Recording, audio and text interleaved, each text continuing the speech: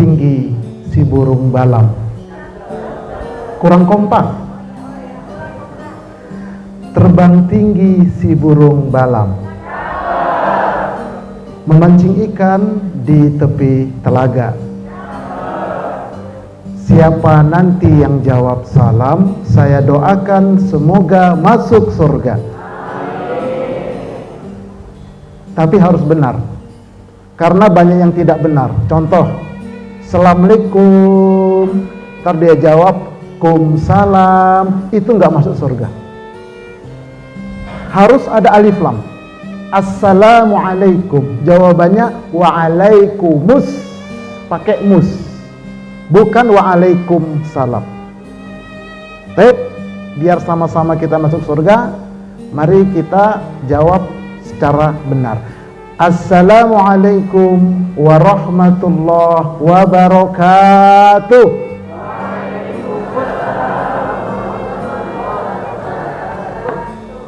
Alhamdulillahi wa kafa, wassalatu wassalamu ala rasulihil mustafa, wa ala alihi wa ashabihi wa man ihtada. Amma ba'd. Tiada kata yang pantas untuk kita ungkapkan pada siang hari yang cerah ini kecuali puji dan syukur kehadirat Allah Subhanahu wa taala dengan melafazkan kalimat hamdalah. Alhamdulillahi rabbil alamin. Salawat dan salam semoga Allah sampaikan keharibaan uswatun hasanah kita, Nabi kita Muhammad sallallahu alaihi wasallam. Bagaimana kabar anak-anakku sekalian, sehat? Alhamdulillah, luar biasa. Allahu akbar. Baik, sebelum saya menyampaikan materi pada siang hari ini, saya ingin berta'aruf terlebih dahulu. Salam kenal. Nama saya Muhammad Arifin Purba, bukan pura-pura baik. Lahir di Medan tahun 1966. Status sudah punya istri, 2 anaknya. Anaknya 2 ya. Kemudian alamat Jalan Gunung Raya, Cirende, Ciputat. Tetangga, sahabat sama Ustadz Bayu dan Ustadz Edi. Ya, jadi alhamdulillah kita satu masjid di sana. Berkat wasilah beliau, kita bisa bertemu pada siang hari ini. Kemudian nomor HP ini, email, aktivitas sehari-hari dakwah, penulis buku, konsultan keislaman, pembimbing haji dan umroh, insya Allah bersertifikat. Dan saya punya channel di YouTube, Ustadz Arifin Purba Official. Nama channelnya itu Ustadz Arifin Purba Official, yaitu Majelis Studi Dakwah Terapan. Sekarang ini saya sedang menyelenggarakan 2 program. Yang pertama, pesantren virtual pondok sholat. Setiap malam Ahad, dan itu free, silakan gabung. Seluk-beluk sholat, dari sholat zahir sampai ke sholat batin, tingkat dasar, tingkat lanjutan, tingkat pemantapan. Jadi ngajinya lewat Zoom.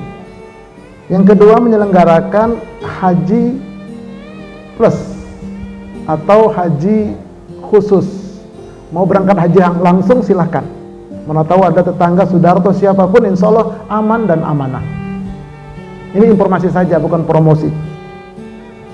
Baik, yang terhormat Direktur GIS Pak Amran dan Bunda Ida Haila Balfas. Yang mana dia? Berhalangan. Sampaikan salam saya. Yang terhormat Wakil Direktur Pak Ayi Rusmadi, berhalangan juga. Yang terhormat Ibu Kepsek SMA Global Islamic School 2, Ibu Dwi Kurniawati SPD GR. Yang terhormat Ketua BKOMG Ibu Niken, ada? segenap Bapak dan Ibu guru yang hadir pada siang hari ini, para wali murid yang saya hormati, dan seluruh siswa-siswi yang cantik-cantik dan yang ganteng-ganteng. Mudah-mudahan menjadi anak yang soleh dan solehah. Hadirin wal hadirat yang berhadir pada siang hari yang berbahagia ini. Rasulullah sallallahu alaihi wasallam bersabda dalam sebuah hadis, "Wa man salaka tariqan yaltamisu fihi ilman, sahalallahu lahu bihi tariqan ilal jannah." Barang siapa menempuh jalan untuk mencari ilmu, maka Allah memudahkan jalan ke surga baginya. Nah, jadi kalau rajin kita mengadakan atau mengikuti kajian seperti ini, baik offline maupun online, hadiahnya dimudahkan jalan ke surga, insyaallah. Ada dua jalan pilihan, ada ke surga, ada ke neraka. Baik, langsung saja. Tema yang diamanahkan kepada saya adalah be the best.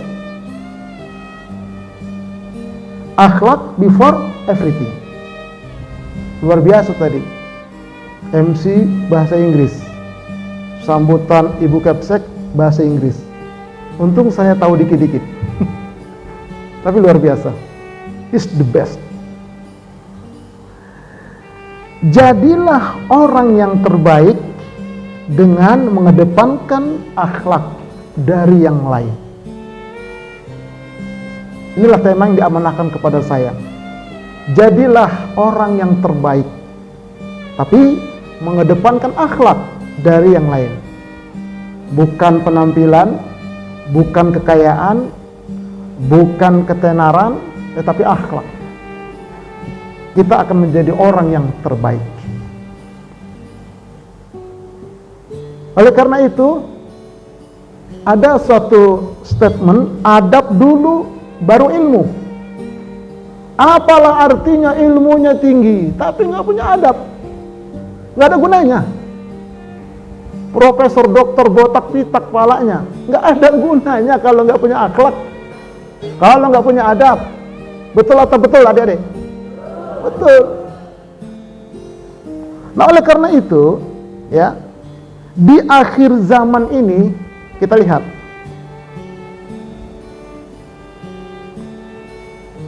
gelar semakin tinggi, tapi akal sehat semakin rendah. Coba kita lihat. Gelarnya luar biasa. Depannya ada, belakangnya SD, SMP, TK dimasukin semua. Tapi akal sehatnya rendah.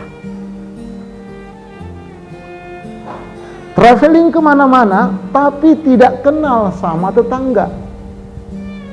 Wah, dia jalan-jalan kemana? Ke Eropa, ke Korea, ke Tegal, ke Sedung Sindur, semana-mana dia jalan. Tetangganya nggak kenal. Ini akhir zaman. Penghasilan makin meningkat, tapi ketenangan jiwa makin berkurang. Duit banyak, nggak ada nomor serinya duitnya, tapi nggak ada ketenangan dalam kalbunya. Kenapa? Mendapatkan duit dengan cara haram. Ini anak-anakku sekalian, ini bagian dari akhlak. Pengobatan semakin canggih, tapi kualitas kesehatan semakin memburuk. Kenapa? Yang kita masukkan ke tubuh kita itu kimia semua.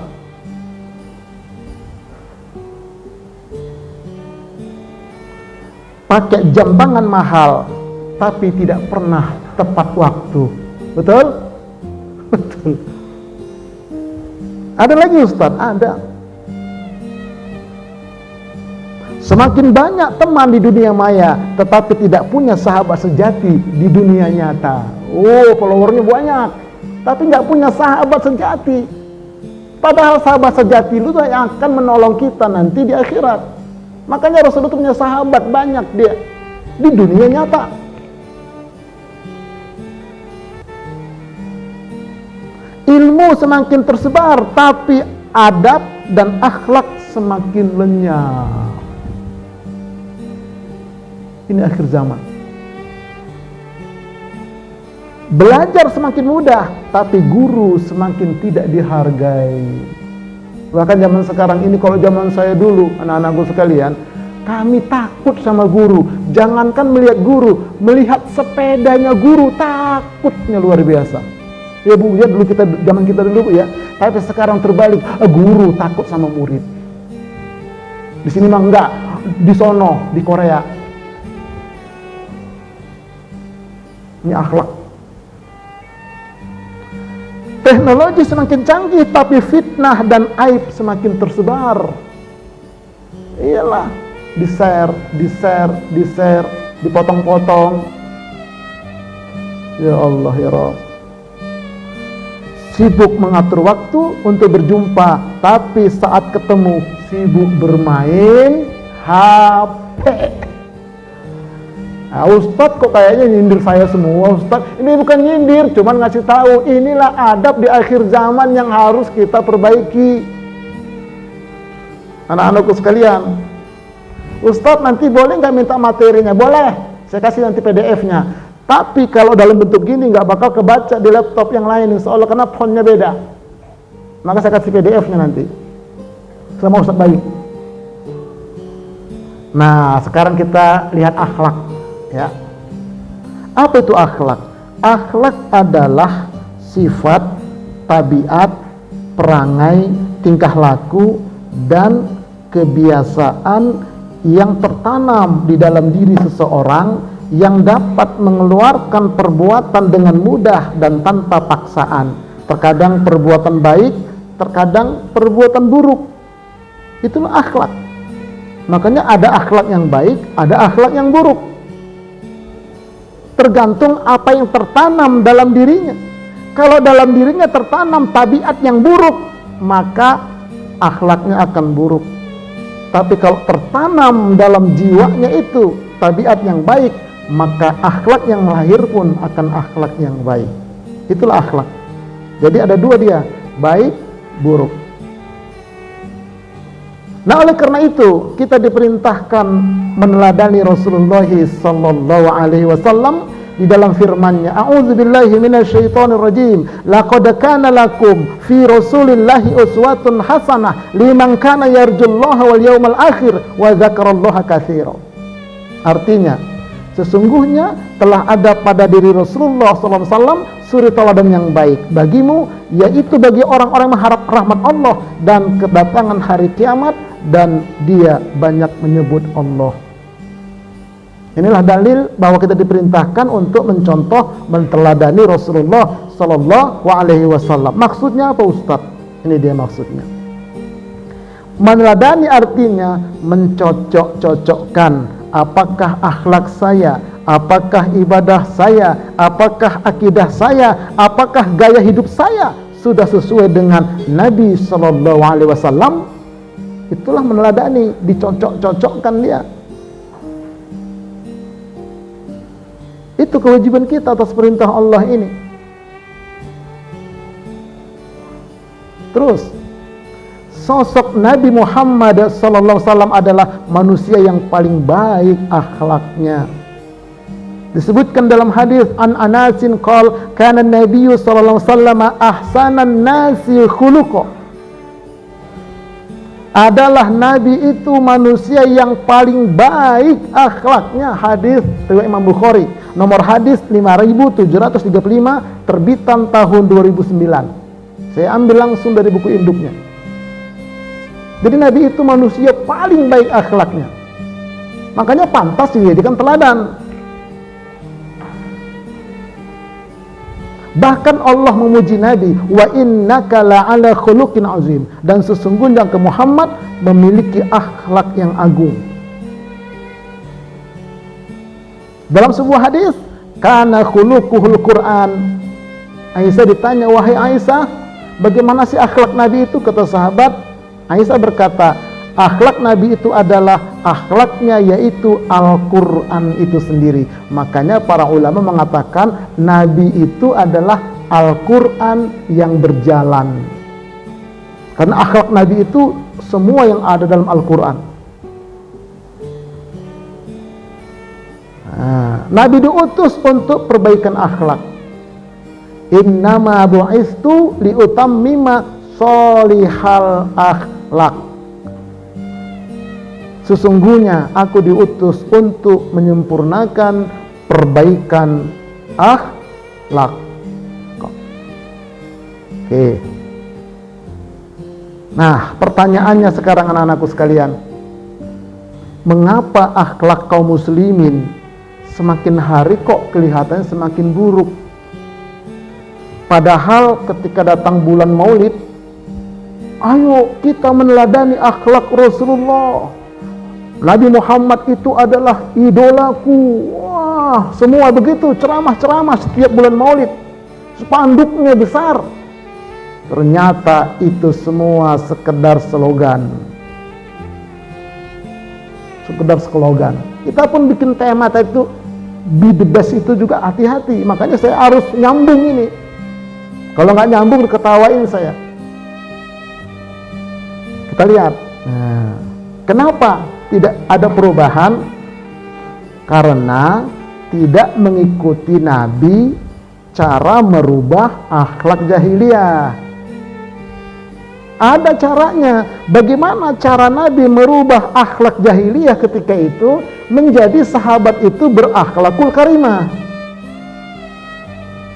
menjadi orang yang berakhlakul karimah. Ini yang harus kita contoh sebetulnya. Bukan akhlaknya Nabi itu, bukan kesana awalnya tidak, tetapi cara Nabi memperbaiki akhlak. Nah, mari kita lihat. Nih, cara Nabi memperbaiki akhlak diawali dengan perbaikan akidah. Inilah yang akan bisa mengantarkan kita kepada be the best tadi. Kalau nggak perbaikan akidah, nggak mungkin. Oleh karena itu, dakwah Rasulullah Sallallahu Alaihi Wasallam selama 23 tahun anak-anakku. 13 tahun Nabi berdakwah di kota Makkah, 10 tahun Nabi berdakwah di kota Madinah. Umur berapa Nabi menjadi Rasul? Umur berapa? Umur 60. 40 tambah 23, 63. 13 tahun di kota Makkah. Apa yang dilakukan oleh Nabi? Hanya menanamkan akidah. Belum ada sholat, belum ada puasa, belum ada zakat, belum ada haji. Selama di kota Makkah hanya akidah. Asyhadu an la ilaha illallah wa asyhadu anna Muhammadar Rasulullah, sebagaimana ikrar tadi. Tapi jangan sekedar slogan, dikaji dalam itu. Nah, bagaimana mengkajinya Ustadz? Lihat di channel saya, Ustadz Arifin Purba Official. Ada semua itu insya Allah. Pakai PowerPoint begini. Kajian saya itu rata-rata pakai PowerPoint. Supaya enak, kan enak ini sambil nonton begitu. Ya, nggak gampang memang membuat slide-nya itu, walaupun ala kadarnya. Nah, 13 tahun di kota Makkah, menanamkan akidah. Dan orang yang menerima Islam di Makkah selama 13 tahun, tidak lebih dari 300 orang. Selama 13 tahun Nabi berdakwah, hanya kurang lebih 300 orang yang bersedia mengucapkan 2 kalimat syahadat. Tapi pada saat yang bersamaan, mulai Nabi berdakwah tahun pertama dari Madinah, itu banyak orang yang menunaikan ibadah haji. Haji cara Yahudi yang asli, haji cara Nasrani yang asli. Di kota Mekah, Nabi datang ke tenda-tenda berdakwah Islam, berdakwah akidah, masuk Islam, pulang ke Madinah, disebarkan di Madinah. Makanya 13 tahun di Madinah, sudah lebih banyak orang Islam di Madinah. Kata orang Islam Madinah, wahai Rasulullah, wahai kaum muslimin, datang, hijrah kemari, kami siap. Karena udah banyak. Nah, begitu hijrah ke Madinah, barulah ditanamkan di sana itu iman. Beda dia akidah sama iman. Setelah sekian lama, barulah ditanamkan tauhid. Jadi akidah untuk orang muslim, iman untuk orang mukmin, tauhid untuk orang muttaqin. Beda itu, nggak sama. Makanya anak-anakku sekalian, ini kan generasi kita ini Bapak Ibu, harus diperbaiki akidahnya, imannya, tauhidnya. Sekali lagi saya terangkan di channel saya ini. Apa itu akidah? Akidah secara bahasa adalah al-aqdu, artinya ikatan. Makanya ada istilah akad nikah, ikatan tali pernikahan secara bahasa. Adapun secara syariat, akidah adalah keyakinan yang kuat dan pasti yang tidak ada keraguan sedikit pun bagi orang yang meyakininya. Itulah akidah, tidak ada keraguan sedikit pun. Itu akidah itu. Beda nanti dengan iman. Baik. Keyakinan tentang apa? Pertama, yakin adanya wujud Allah yang berbeda dengan makhluk. Nih, perhatikan anak-anakku sekalian. Ada seorang anak yang cara berpikirnya ingin tahu, bertanya kepada ibunya, "Ibunda, apa nak? Allah itu ada nggak sih?" "Ada." "Kenapa nggak kelihatan Allah itu, Bu?" "Kalau memang ada harusnya kelihatan dong." Bingung ibunya, nggak bisa jawab. Kalau ibunya nggak bisa jawab, bagaimana nanti akidah anaknya? Nih saya kasih tahu jawabannya, Bu. Panggil anak, "Sini Nanda." "Ya Bunda." "Mana tanganmu?" "Pinjam tangan." Pegang tangannya, Bu, tiup. "Apa itu nak?" "Angin." "Ada nggak angin nak?" "Ada." "Nampak nggak?" "Enggak." Itu baru ciptaannya. Bagaimana yang menciptakan angin nak? Maha tidak nampak. Begitu jawabnya. Ada angin tapi nggak nampak. Nah, ada satu anak yang cerdas juga. "Aku bisa lihat angin, Ustadz." "Mana?" "Itu merah." "Kok merah? Bekas kerikan." "Itu bukan angin." "Masuk angin." Allah itu ada. Karena banyak di luar sana ateis, nggak percaya sama adanya Allah. Nah, ini yang perlu ditanamkan, ini akidah, ini nggak boleh ragu sedikit pun. Yang kedua, yakin bahwa Allah satu-satunya yang berhak disembah, tempat mengadu, tempat berlindung, dan tempat meminta, itu kepada Allah. Nih, perhatikan anak-anakku sekalian, ada orang berdoa setahun dari ngangkat tangan sampai lemes. Kok nggak dapat ya? Katanya Allah itu maha mendengar. Berdoalah kepadaku, ku pasti ku ijabah. Kok aku setahun doa nggak dikabul-kabul? Allah itu ada nggak sih? Nah itu ragu tuh, batal akidahnya. Nggak boleh ragu.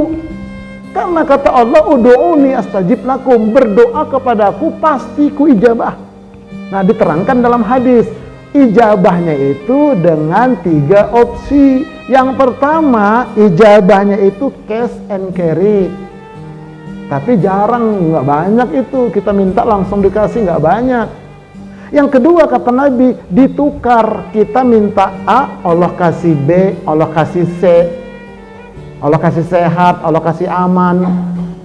Itu adalah doa kita. Dan yang paling banyak, kata Nabi, nanti di akhirat diberikan kepada seorang hamba, "Ini punya kamu."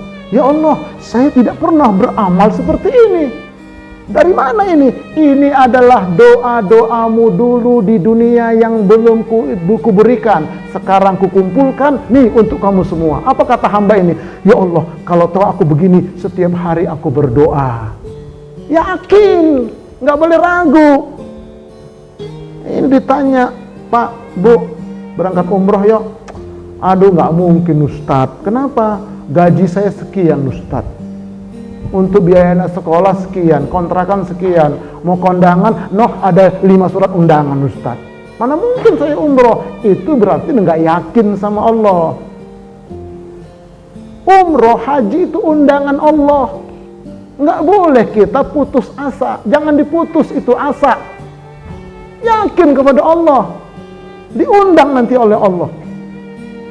Nah, kalau mau lebih cepat, ini anak-anakku sekalian, ibu-ibu, bapak-bapak, mau berangkat umroh haji, sering-seringlah, rajin-rajinlah baca surat tanah. Tahu nggak surat tanah? Iya, di sini ada berapa meter, sana 5 meter, ada 5 surat tanah. Baca 1, jual maksudnya. Tapi tanah sendiri, jangan tanah orang ya. Karena kalau kita punya 5 surat tanah, mati, tidak umroh, tidak haji, mati Yahudi kata Nabi. Na'udzubillah min dzalik. Oke. Kemudian adanya azab kubur dan nikmat kubur, nggak boleh ragu. Ustadz percaya adanya azab kubur? Percaya. Emang Ustadz pernah masuk kuburan? Belum. Kok Ustadz percaya? Saya orang muslim, akidah saya mengajarkan begitu. Makanya orang yang betul akidahnya nggak mau dia korupsi. Kenapa? Takut azab kubur. Itu yang koruptor, kok nggak takut sama azab kubur, nggak beriman, nggak yakin dia. Kalau yakin nggak berani, Bu. Kemudian adanya akhirat, surga, neraka, siratal mustaqim dan seterusnya, yakin, nggak boleh ragu. Kalau ragu, batal akidahnya. Batal akidahnya, adik-adikku sekalian. Nah, yang paling penting di sini nih, wajib yakin bahwa Islamlah satu-satunya agama yang diridhoi Allah.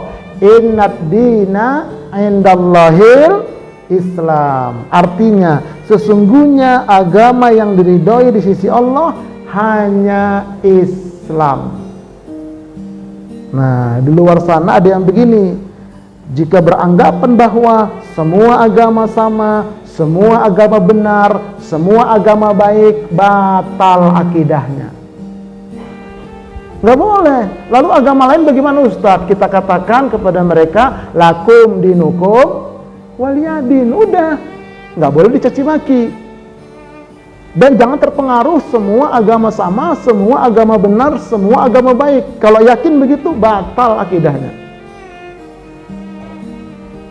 Ini hati-hati, ini akidah. Inilah diperbaiki. Nah, kesimpulannya, ini perhatikan, akidah dan akhlak itu taubahnya seperti 2 sisi mata uang. Nih coba, pernah nggak memperhatikan uang 1000 logam yang untuk kerikan itu? Sebelah gambar Garuda sama tulisan 1000, angka 1000. Sebelahnya lagi gambar apa kira-kira itu? Angklung. Coba nanti perhatikan, kalau kita punya uang cuma sebelah ada gambarnya, yang sebelah lagi kosong, kira-kira uangnya laku nggak? Enggak. Kenapa? Uang palsu, uang mainan. Begitupun antara akidah dan akhlak. Apabila seseorang itu akidahnya lurus, maka akhlaknya mulia. Ini kunci nih. Tapi kalau akidahnya bengkok, maka akhlaknya pun bobrok. Jangan terkecoh dengan penampilan. Ada orang kelihatannya alim, kelihatannya soleh, kelihatannya habib, rajin ke masjid, nggak taunya uang masjid 10 juta ditilep sama dia. Ada nggak? Banyak. Saya nggak habis pikir ya Ustadz, kok begitu ya? Itu tandanya akidahnya bobrok itu. Tandanya akidahnya bobrok. Kalau betul akidahnya nggak bakal makan uang masjid, nggak bakal makan uang anak yatim, tidak bakal korupsi. Kalau akidahnya benar. Makanya penampilannya Ustadz, pakai sorban, pakai jubah, pakai jas. Nampaknya soleh, rajin puasa Senin Kemis.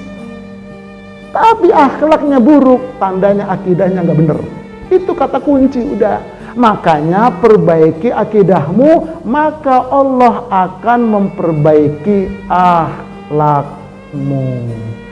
Tugas kita sebagai pendidik, yuk sama-sama kita perbaiki akidah anak-anak didik kita. Sebagai anak-anak didik, ayo kita perbaiki akidah kita. Agar apa? Agar Allah berikan kepada kita akhlak yang mulia. Makanya tadi itu dibacakan oleh Ibu Kepsek tadi, akhlak itu betul-betul sangat mulia di sisi Allah. Nanti di akhirat yang berada di ring satu di sisi Nabi, diantaranya orang yang akhlaknya baik, orang yang akhlaknya mulia, itu berada di ring satu. Siapa lagi yang menyantuni anak yatim? Siapa lagi yang berselawat kepada Nabi? Itulah di ring satu dia. Nah, makanya kita ambil jalur dari akhlakul karimah. Caranya perbaiki akidah dengan cara belajar. Tanpa belajar enggak bisa. Bisa belajarnya offline atau online. Wallahu a'lam bishawab lah. Ngaji itu biar pendek masuk semua lebih enak daripada panjang masuk separuh, kan nggak enak. Ngalur ngidur ceramahnya nggak jelas.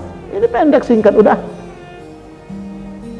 Nah, kalau masih ada waktu, saya berikan kesempatan kepada anak-anak semua untuk mengajukan pertanyaan.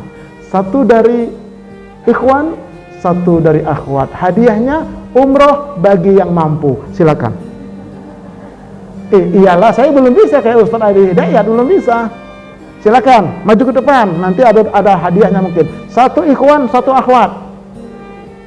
Ini ikhwan satu lagi akhwat. Siapa yang mau bertanya terkait tema?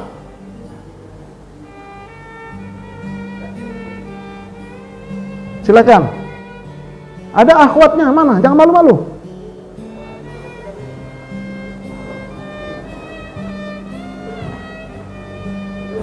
Akhwat satu orang. Ayo, maju.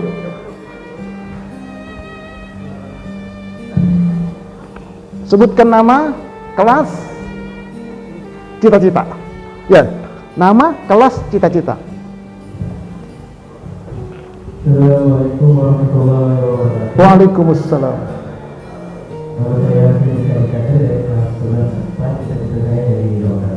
Amin ya rabbal alamin. Banyak yang aminkan ini. Oke, pertanyaan. Jadi pertanyaan saya itu bagaimana caranya mendapatkan atau menjadi akhlak yang baik, tetapi di lingkungan kita banyak sekali hal-hal yang sulit untuk menjaga akhlak kita menjadi yang baik. Waalaikumsalam. Syukran. Silakan. Langsung. Sini. Nama, kelas, cita-cita. Assalamualaikum warahmatullahi wabarakatuh. Waalaikumsalam. Perkenalkan, nama saya Budi Faedina dari kelas 10A. Cita-cita saya menjadi orang yang bermanfaat dunia dan akhirat. Masya Allah. Pertanyaan. Oke, pertanyaannya kan tadi seperti yang sudah kita bilang, kalau misalnya ada orang-orang yang memang terlihat di luarnya alim, soleh dan lain sebagainya. Lalu kita sebagai manusia biasa, kita kan ada husnuzon itu kan. Nah itu kan kalau misalnya kita husnuzon itu maksud salah satu anak yang tidak baik. Nah bagaimana kita menghindari perasaan-perasaan seperti itu kan? Masya Allah. Iya, ya. Ini pertanyaannya luar biasa. Ini seperti anak kuliah pertanyaannya. Semester berapa, Dek? Antap ya. Tip. Yang pertama tadi untuk Ananda tadi yang cita-citanya jadi dokter. Jadi akidah itu merupakan kata kunci dari akhlak itu sendiri. Makanya Rasulullah menanamkan akidah selama 13 tahun di kota Mekah.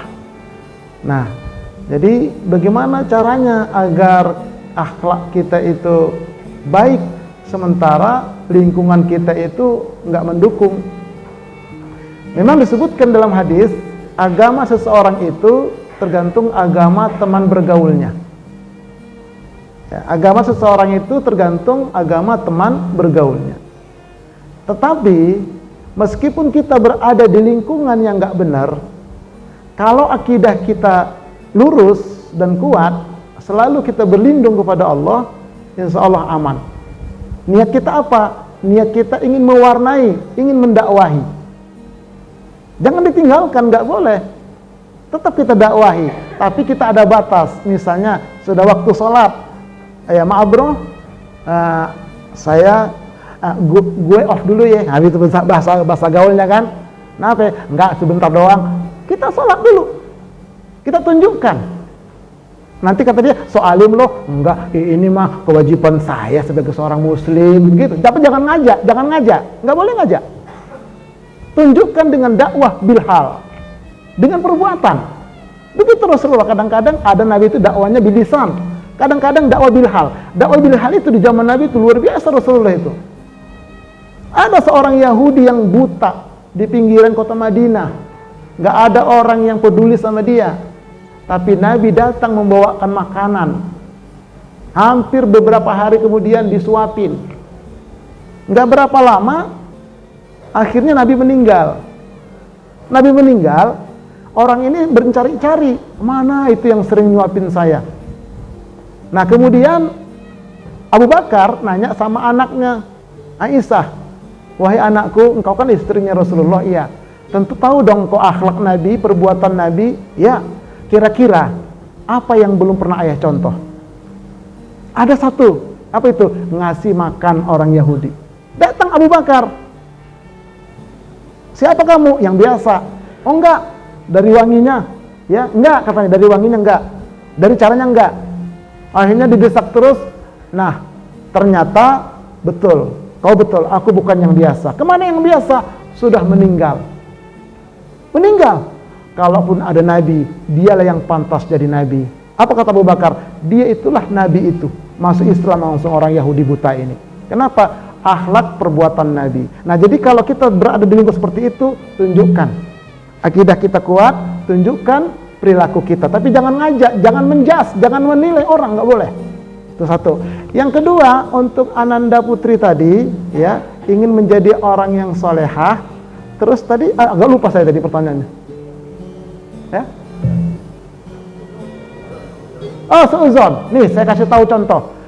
Oh, Abu Bakar Siddiq itu sahabat Nabi yang paling utama.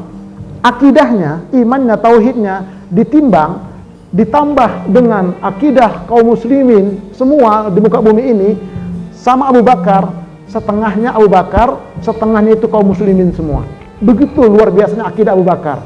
Apa kata kuncinya? Kalau keluar rumah, dia berkata dalam kalbunya, pasti orang ini lebih baik dari saya, pasti lebih soleh dari saya, pasti lebih berilmu dari saya. Itulah menghindari suuzon. Ketemu orang, katakan, dia pasti lebih baik daripada saya, dia lebih hebat daripada saya, dia lebih soleh dan solehah daripada saya. Oke. Hari Senin bersih-bersih, hari Selasa membakar ikan. Cukup sekian dan terima kasih. Kalau ada salah, mohon dimaafkan. Assalamualaikum warahmatullahi wabarakatuh.